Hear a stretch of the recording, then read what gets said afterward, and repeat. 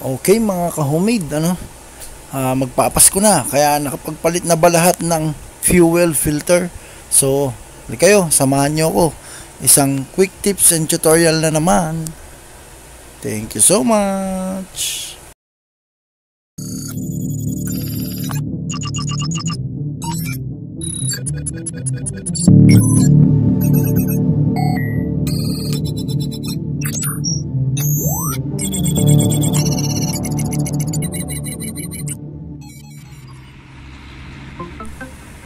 Ayun na nga mga ka-homemade, So, naka 35,000 na tayo. Kaya, mas mainam na, habang wala pang problema, magpapalit na tayo ng fuel filter. So, ito ang gagamitin natin ngayon muna. Itong Max RPM Fuel Pump Filter. So, sana okay ang performance nito. After 1 week, sasabihan ko din kayo ng reviews na naman. So, ayan, may kasama na siyang rubber gaskets, syempre, at yung filter niya, ayun, nasa loob, kitang kita nyo, malinis pa yan, bagong bago. So, ito, pinapalit ko na ngayon dito, yan, mukhang okay naman, kasi yung ganyan din yung brand ng aking Max RPM, din yung brand ng aking washable na air filter. So, ayan, maganda siya. So, nasa 200 pesos lang ito. Kaya, ito na. So, si Kuya, dito lang pala tatanggalin ang fuel filter. So, akala niya, babaklasin pa ng buo yung kaha. Pero, ayan lang pala. So, sa mga nagtatanong, mabilis lang siya matanggal. Pero, kailangan din ng expertise. Kaya, hindi muna natin pwedeng gawing DIY ito. Kasi medyo maselan to. So, sige. Tanggalin mo muna yan, Kuya. Yan. So, natanggal niya na yung unang cover. Kumbaga yung parang pinaka-seal niya, yung kumakapit sa kanya. Tapos, dito na lang siya sa taas, Ayan.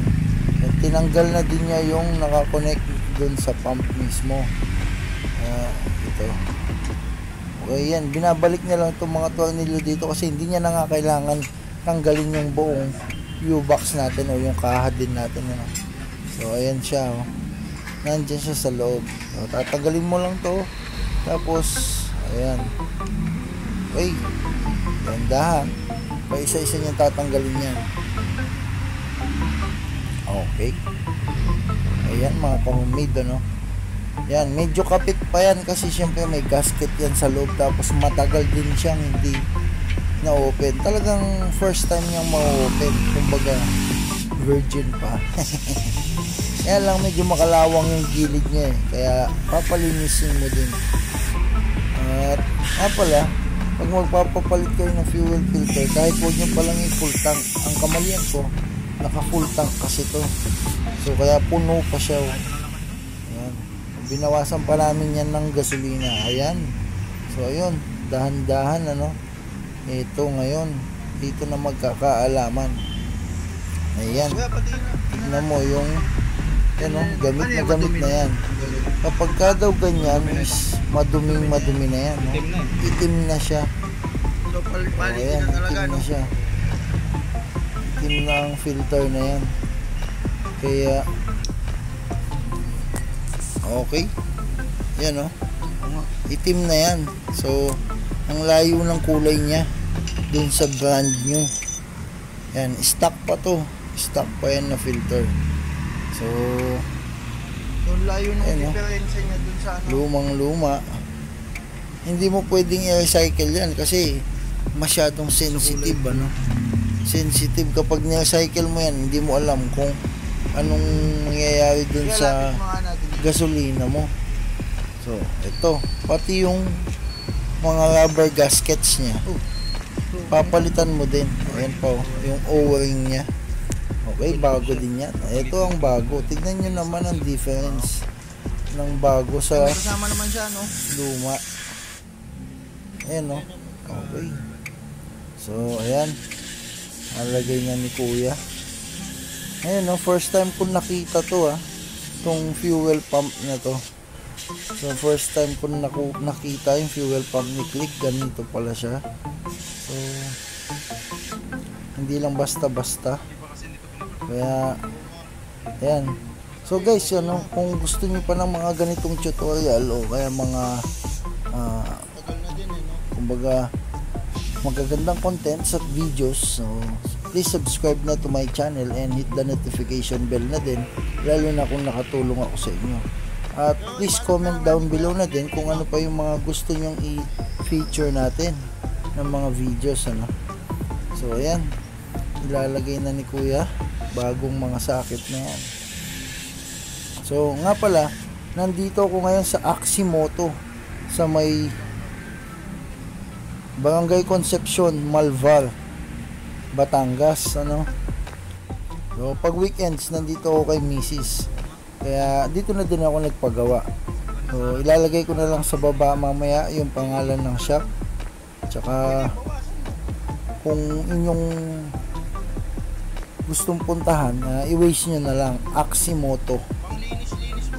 Okay, ayan. So kailangan dahan-dahan din yan kasi pag nahulog yung gasket, babayu. Dahan-dahan lang yan. Okay. So kagandahan dito kay Kuya, no, kabisado niya na pati yung pagbalik niyan. So medyo nagkakaproblema lang kasi yung gasket nga bagong-bago pa. So matigas pa talaga. So, dapat naman talaga kasi para sealed yan. So dapat walang tumatapon na gasolina dyan. Kasi kung hindi, delikado. Baka masunog pa tayo, ano, along the way. So ayan. Okay. Antayin lang natin. Kaya din ni Kuya yan. You can do it. Ayan, mga ka-homemade, ano, yun. So ibabalik na natin yung kanyang protective seal. Okay, so dapat tamang-tama yan, dahil kung hindi tatagas. So yan, dapat may fix yan. May technique na ginagamit si Kuya dyan eh.